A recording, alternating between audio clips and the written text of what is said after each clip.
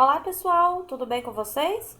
Na videoaula de hoje nós vamos falar sobre o processo que levou à independência do nosso país. Bora para a aula?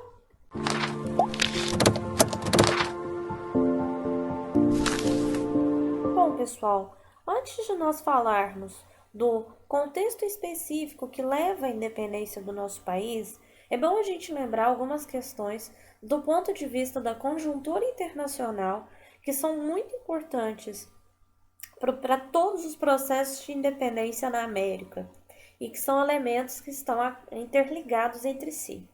Primeira coisa, nós estamos falando de algo que está na transição entre os séculos 18 e 19, que é marcado pela expansão das ideias do iluminismo, principalmente a ideia de república, divisão dos poderes, os direitos individuais, a liberdade de expressão, tá? Direito à propriedade, ir e vir, que são questões essenciais nas revoltas de independência, na constituição dos países americanos de uma forma geral. Outra questão é a própria crise do antigo regime, que já vinha sendo gestada, tanto do ponto de vista político, através não só das suas ideias, mas também dos processos revolucionários, como, por exemplo, a Revolução Francesa. Você tem do ponto de vista econômico a Revolução Industrial, que transforma o modo de produção da sociedade, dando uma nova configuração ao capitalismo, e do ponto de vista social, o fortalecimento da burguesia e quando ela passa a estabelecer uma hegemonia na sociedade, né? Quando ela chega ao poder, passa a ter controle do ponto de vista político, é algo que está acontecendo ali entre os séculos 18 e 19. E isso, gente, influencia para que haja um declínio da exploração colonial na América, enfraquecendo esses laços que prendem uma colônia à sua metrópole. E isso fica muito evidente a partir da independência dos Estados Unidos, que é uma das grandes inspirações para todo o continente americano. E por fim, não menos importante, há um elemento também de crise do próprio escravismo, né? Tendo em vista que o capitalismo industrial ele não vai admitir uma barreira ao consumo. E o trabalho escravo é uma barreira, porque se escravo não consome, não gasta, então qual que é a lógica de você ter um país escravista? Como, por exemplo, foi o Brasil. Então você tem uma pressão internacional, essencialmente ao longo de todo o século XIX, que vai pôr também esse escravismo em crise, para além de, claro, da luta, a luta abolicionista, né, que já acontece aqui no território. Bom, enquanto marco, né, para além dessas questões que eu já mencionei, a independência do Brasil é muito difícil que ela teria acontecido da maneira que foi sem a presença da família real portuguesa aqui no país. E como que aconteceu isso, né? Como que o rei de Portugal, toda a sua corte, se mudaram para cá? Então a gente está falando de algo ali, gente, no começo do século XIX, no contexto de expansão napoleônica pela Europa. E aí, nesse contexto de expansão de Napoleão, ele impõe algo que nós já comentamos em aulas anteriores, que é o bloqueio continental, a proibição de comércio com a Inglaterra. Então, você tem, na verdade, um bloqueio comercial. E o que acontecia? Os países que não aderissem a esse bloqueio, eles eram invadidos militarmente pela França, que é o que vai acontecer com Portugal, né? Então, Portugal ele não vai aderir ao bloqueio continental, como vocês podem ver no mapa. E aí, o que acontece? O Dom João VI, ele tem uma solução no mínimo curiosa. Por quê? Porque ele não chega a ser deposto. Ele transfere a capital da administração para cá, para o Brasil. Então, ele, claro, fugindo dessa invasão napoleônica, mas ele vem para o Brasil, ele transfere, junto com a corte, né? Vem ele, aproximadamente, um conjunto de pelo menos umas 10 mil pessoas de Portugal que vão se mudar para o Rio de Janeiro em 1808. A apostila de vocês, ela traz uma problematização interessante, explorando um filme, né, que conta a história da família real, um filme brasileiro, em que é muito comum, gente, você ter leituras que enfatizem, né, uma certa covardia de Dom João, né, que fugiu. Mas é importante a gente pensar, como eu disse agora há pouco, né, do impacto dessa decisão estratégica. Porque, por exemplo, os espanhóis que não seguem esse caminho, então você tem uma destituição do trono espanhol. E, gente, você tem a partir daí uma dissolução completa, né, das suas colônias, de territórios dominados, uma intensa fragmentação desse poder que não acontece com a estadia de Dom João aqui. Né? Primeiro, ele garante a sua maior possessão, mas também as suas possessões na África, tá? Então, é uma estratégia interessante utilizada por Dom João VI nesse período. Bom, essa obra aqui, inclusive, representa o embarque, né, no final de 1807, né, eles embarcando no Porto de Belém, em Lisboa. E, gente, aqui mostra até que é tranquilo, mas foi um corre-corre. Por quê? Porque com os rumores da invasão, era meio que você sair do dia para a noite mesmo. Ó, a gente vai para o Brasil. E quem tinha condições em Portugal o fez, tá? Por que eu falo isso? Porque a gente imagina, tá, que vem a família real e a sua corte, mas também, junto com eles, vieram todas as pessoas que tinham alguma determinada condição econômica em Portugal, com medo, né, de perderem totalmente seus bens, de serem presos, né, de sofrerem punições. Então, essas pessoas também vão aderir à tática do Dom João VI e que vai fazer essa viagem, gente, que é uma viagem cara, tá? Mas ele vai fazer essa viagem financiada, inclusive, pela Inglaterra. A Inglaterra que fornece parte dos recursos para essa vinda. E aí, eles chegam aqui em janeiro, né, de 1808, desembarcam primeiramente em Salvador, que era a antiga capital do Brasil, inclusive, e depois descem para o Rio de Janeiro, que era a capital, então, do país. Gente, antes de nós avançarmos e analisarmos, né, como o que vai acontecer com o país, né? Como no caso aqui, a antiga colônia. Após a chegada de Dom João, é bom lembrar do Pacto Colonial. Até então, Brasil, né, era a colônia e Portugal era a metrópole. E qual que era a relação entre eles? Era uma relação de exclusividade comercial, onde o Brasil só produzia coisas e comprava coisas para Portugal, né? Afinal, qual que era a intenção dos portugueses? Não era desenvolver a colônia, mas era explorá-la. E isso vai mudar imediatamente com a chegada de Dom João VI, com uma medida que nós chamamos de abertura dos portos às nações amigas, e que vai marcar o fim do pacto colonial. Por quê, gente? Pela primeira vez o colono vai passar a ter o direito de vender e comprar o produto.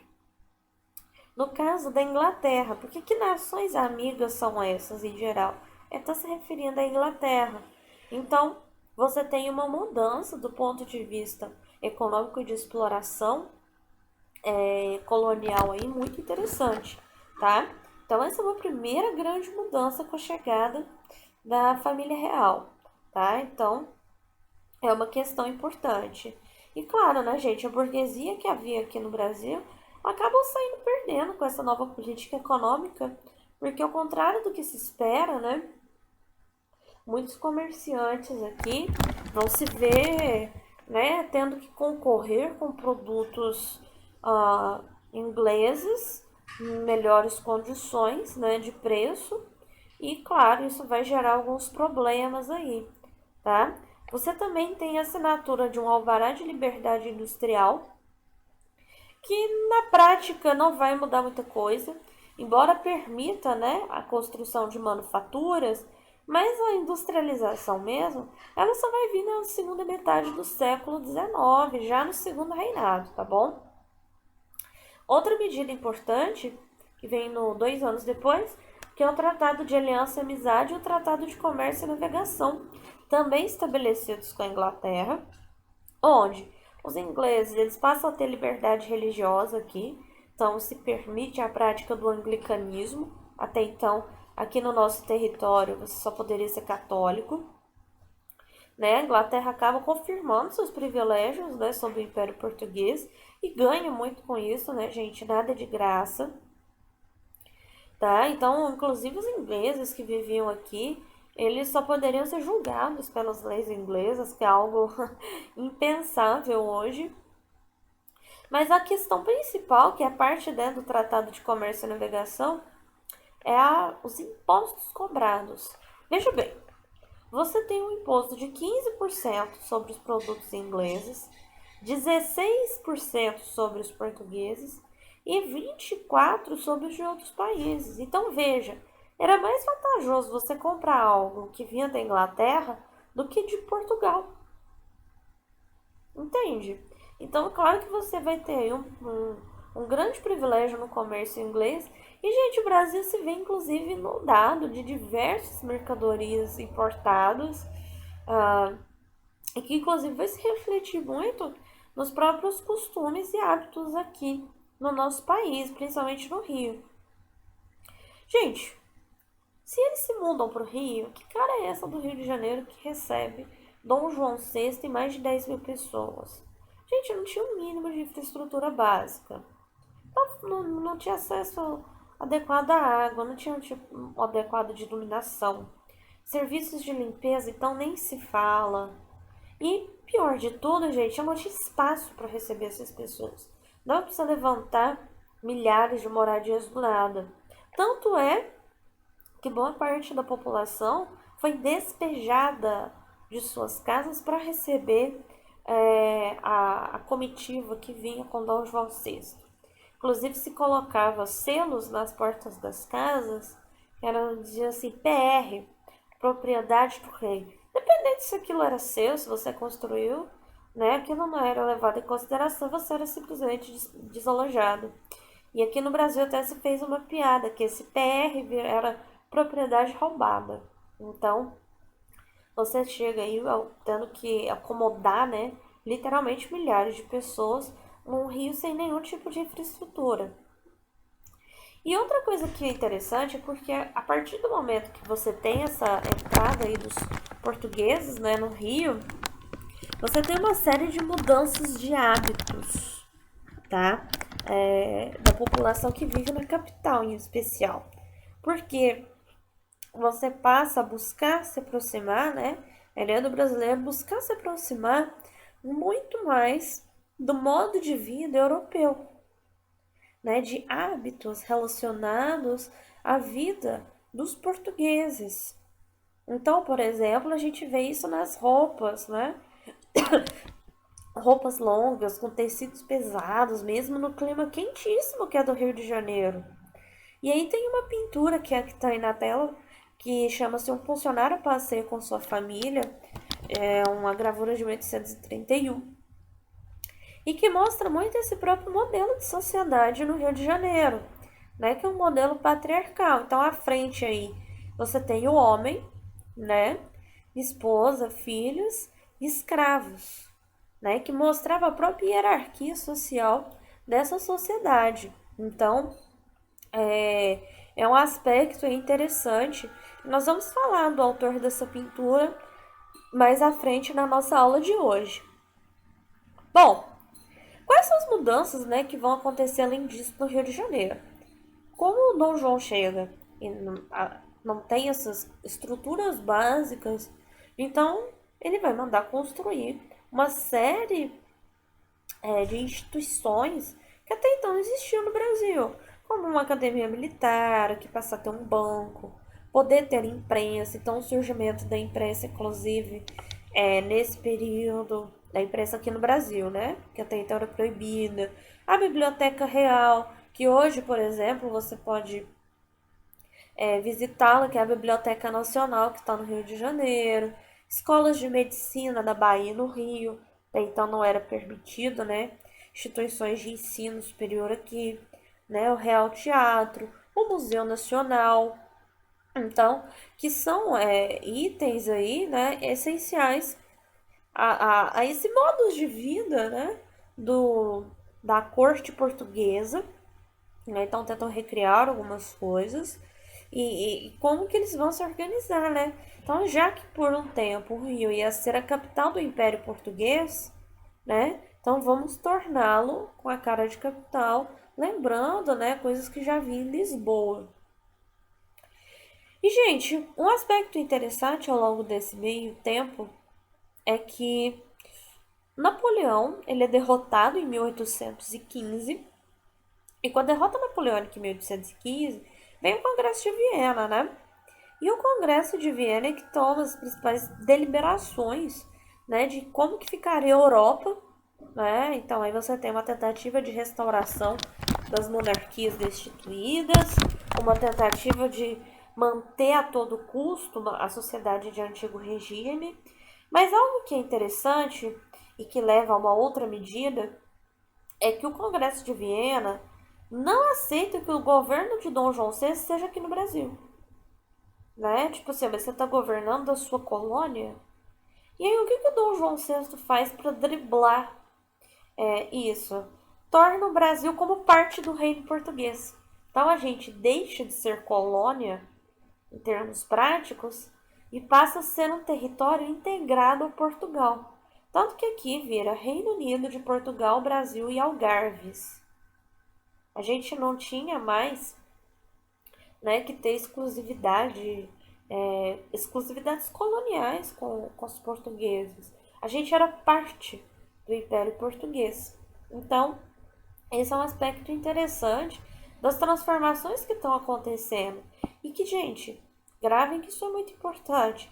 Vão garantir na vida na colônia uma série de liberdades que até então eram inéditas, né? Então, como por exemplo, o fim de pacto colonial, as liberdades comerciais, alguns aspectos de participação política, principalmente a partir do momento que o Brasil é elevado à categoria, né, de Reino Unido, a Portugal e Algarves. Então, esse foi um aspecto assim muito central e importante que contribui para a nossa independência.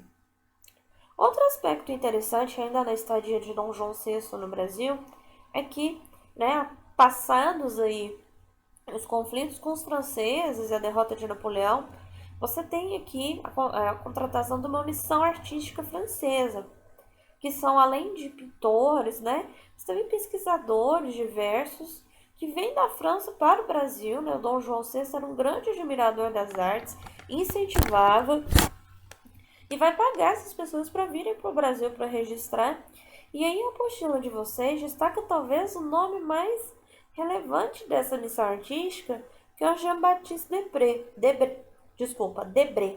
Então veja, ele vai fazer uma série de pinturas, mas são muitas mesmo, retratando aspectos diversos da história do nosso país. Então, o cotidiano escravista, o cotidiano indígena, as relações políticas, fauna e flora, tá?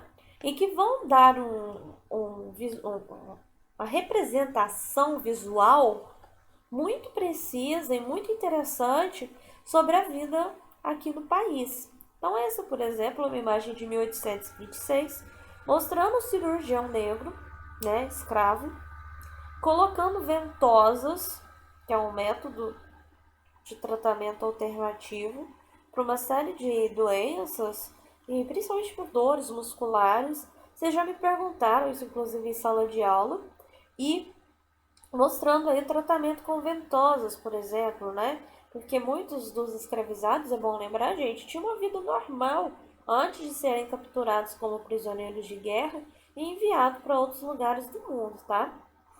Essa é uma outra imagem muito famosa, né? Chama Retrato de uma Sociedade Escravista, né? Onde mostra aí os escravos servindo seu senhor. Esse cotidiano da escravidão, aliás, ele é retratado à exaustão e muito bem retratado. Essa outra imagem que também é bastante popular, né, chamada Um Jantar Brasileiro, que mostra inclusive essa convivência, né, dos senhores e os escravizados. E aí mais duas imagens, né, mostrando um indígena, né, já sob a convivência aí com portugueses, e a coroação de Dom Pedro I, né, retratando essa coroação já no pós-independência do Brasil. Então é muito interessante.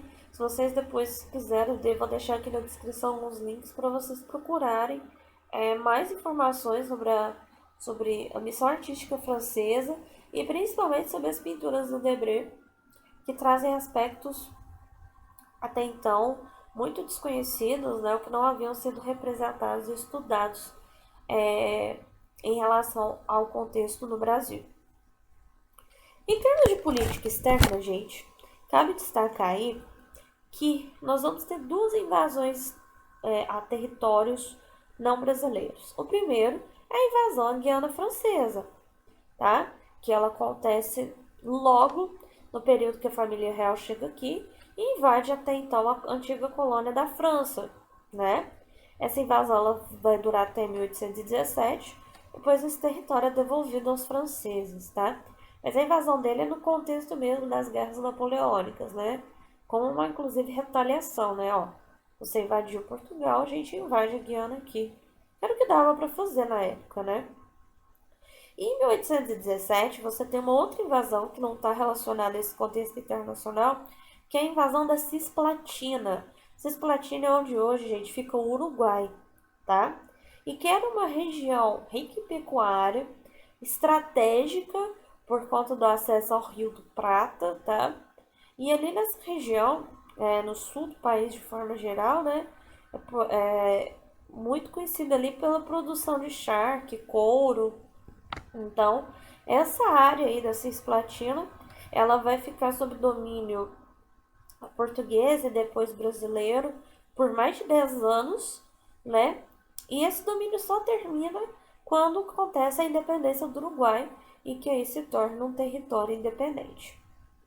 Bom, ainda em 1817, um ano bem agitado, né? Você tem aí uma revolta que propõe a independência, que é a Revolução Pernambucana, né? E que vem aí muito relacionado aos motivos das conjurações baiana, mineira, que a gente mencionou na aula anterior. Então, a questão dos impostos muito pesados, a questão da centralização política na capital, né, no Rio de Janeiro, o que deixava o Nordeste a um segundo plano, né? Você tem um grande empobrecimento da população de forma geral. Então, são motivos que levam à revolta, né, que buscam a separação aí, né, a formação de uma república, né, conta com a participação de camadas populares e formou gente durante o período, aí, aproximadamente 3 meses, uma espécie de um primeiro, assim, um embrião, né, de um primeiro governo nacional aqui no país. Então, baseado muito nas ideias iluministas, né, proclama uma república razoavelmente democrática, mas ele vai ser um projeto que vai se fracassar por conta da repressão da coroa portuguesa que estava aqui no Brasil. E, gente, essa coroa portuguesa, ela vai ficar quanto tempo aqui, né? Essa é a pergunta que nos leva a entender como a gente chega na independência. E aí tem um evento que é central, é um ponto de virada, que é a chamada Revolução do Porto. A Revolução do Porto ela acontece em 1820, em Portugal, e ela vai exigir que Dom João VI retorne. Né? Já havia 5 anos que Napoleão havia sido derrotado, Dom João VI permanecia aqui no Brasil. Então você vai ter uma pressão portuguesa muito grande, inclusive sob a ameaça de que ele fosse destituído do trono caso ele não retornasse. Então ele, sem ter muito o que fazer, volta dele, toda a sua corte, voltam para Portugal, né? E o que acontece? A Revolução do Porto, ela também é muito influenciada pelas ideias iluministas, tá? Inclusive de pensar a autonomia de Portugal. Você tem uma presença de tropas inglesas no território, que era uma maneira de você garantir, né, evitar as invasões. Os portugueses enfrentavam uma crise econômica fortíssima no período. Então são elementos que, querendo ou não, né, explicam é, a como que eu posso dizer, explicam que a Revolução do Porto tenha surgido e as exigências que eles colocavam para Dom João VI. Bom, com o retorno de Dom João VI para Portugal, ele deixa aqui no Brasil seu filho, o príncipe Dom Pedro. Porém, você vai ter aí um momento em que há uma enorme pressão portuguesa, né, e que ameaça os benefícios políticos e econômicos concedidos aos colonos do Brasil. Na verdade, você havia em curso uma tentativa de recolonizar o Brasil. Então, era uma exigência dos deputados portugueses que viam como absurda a situação em que o Brasil era parte do reino, né, Reino Unido de Portugal, Brasil e Algarves. E aí você vai ter de um lado essas cortes portuguesas reivindicando essa centralização do poder, reivindicando o que nós podemos chamar de recolonização do país, reivindicando a volta de Dom Pedro I para Portugal, e aqui não Dom Pedro I, né, mas só Dom Pedro por enquanto. E de outro lado, você tem os deputados aqui da colônia, do Partido Brasileiro, tendo suas reivindicações ignoradas. Então, esse é o caldeirão que vai formar aí, vai fermentar as ideias de separação, as ideias de independência do Brasil, né? Então, você já tem um contexto histórico mundial favorável. Os nossos vizinhos aqui já estavam fazendo seus processos de independência. E você tem uma tentativa de aumento de controle português sobre o território. Então, o Partido Brasileiro vai organizar uma resistência, retirar o apoio à lealdade jurada à corte, né, jurada a Dom João, e vai passar eles ao príncipe regente. E aí começa um processo de pressão sobre Dom Pedro, que estava aqui no Brasil. E aí, em 1822, né, você tem uma Assembleia Constituinte aqui, em que toda lei que seria aprovada pelo príncipe e os brasileiros seriam a maioria na Assembleia. Isso vai gerar uma reação violentíssima dos portugueses. E ainda no mesmo ano, em 7 de setembro, o Dom Pedro recebe, de um lado, né, despachos de Lisboa que revogavam, né, que anulavam o decreto dele, acusavam os ministros brasileiros de traição e exigia que Dom Pedro retornasse imediatamente para Portugal. E do outro lado, ele, no meio de uma viagem, ele recebe, né, carta de José Bonifácio, que era um dos seus principais conselheiros, e da sua esposa, Dona Leopoldina, que vão aconselhar ele a romper com Portugal, dada a gravidade da situação que se estabeleceu nesse momento. E aí, qual que é a escolha de Dom Pedro? Proclamar a independência do Brasil, onde ele passa a ser o governante. E aí, gente, enquanto a independência, tem uma imagem que é clássica, muito representativa desse momento, que é esse quadro do Pedro Américo chamado Independência ou Morte.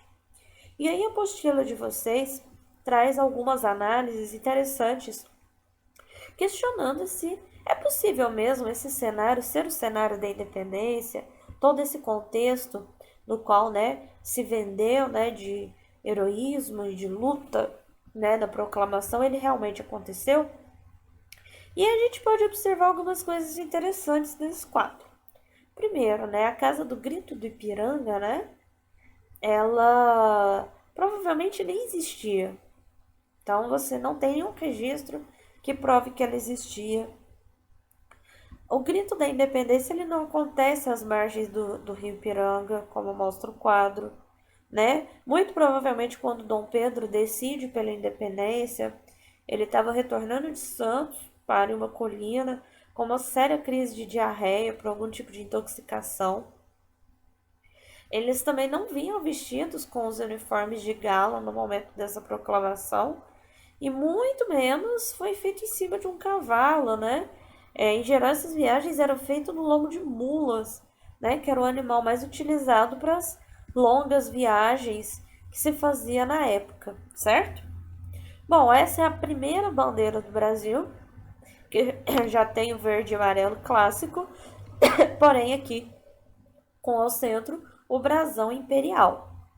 E esse é o mapa do Brasil em 1822, um pouco diferente de hoje, né?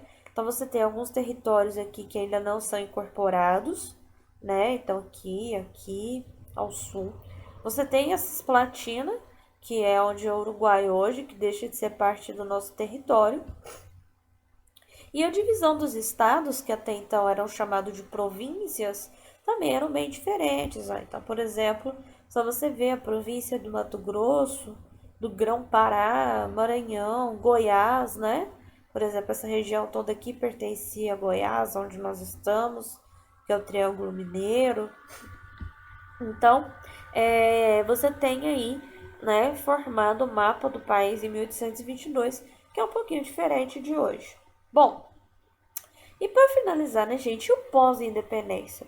Tudo bem, foi proclamado, né, Dom Pedro I, ele vai assumir o país. Então você tem aí uma aliança muito clara entre essa elite rural brasileira, né, lembrando que o Brasil era um país, né, que produzia necessariamente produtos agrícolas.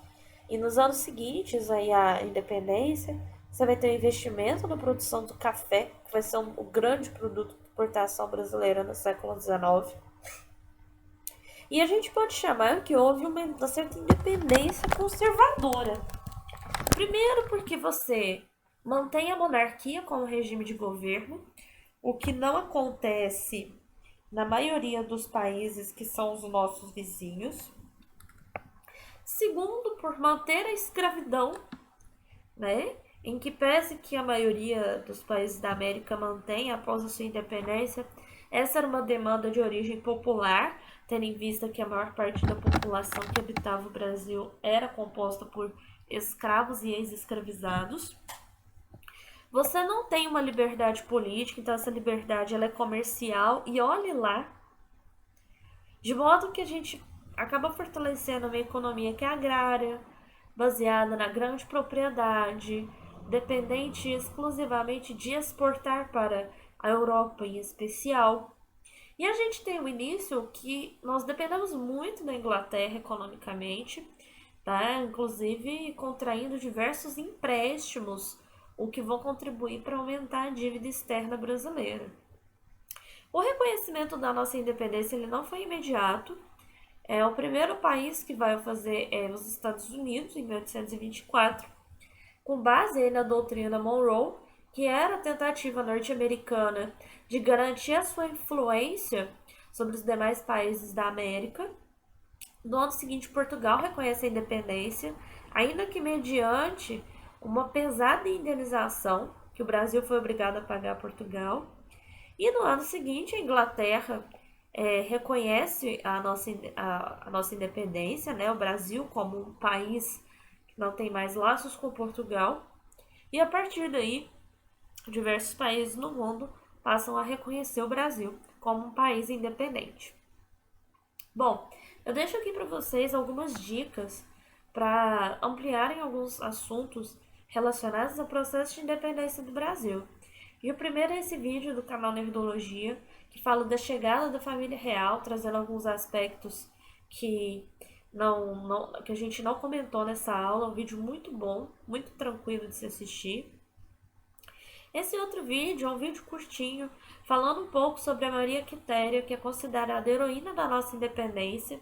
Lembrando, gente, que assim que Dom Pedro proclama a independência, você, ainda que não seja em todo o país, mas em diversos locais você tem guerras de independência, inclusive com a parte do exército português que vem aqui, combate.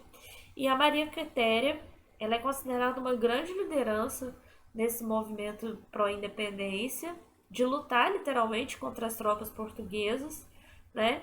Então esse videozinho falando sobre ela é muito interessante e tem muitos outros na internet também para quem quiser buscar e saber mais um pouco sobre ela.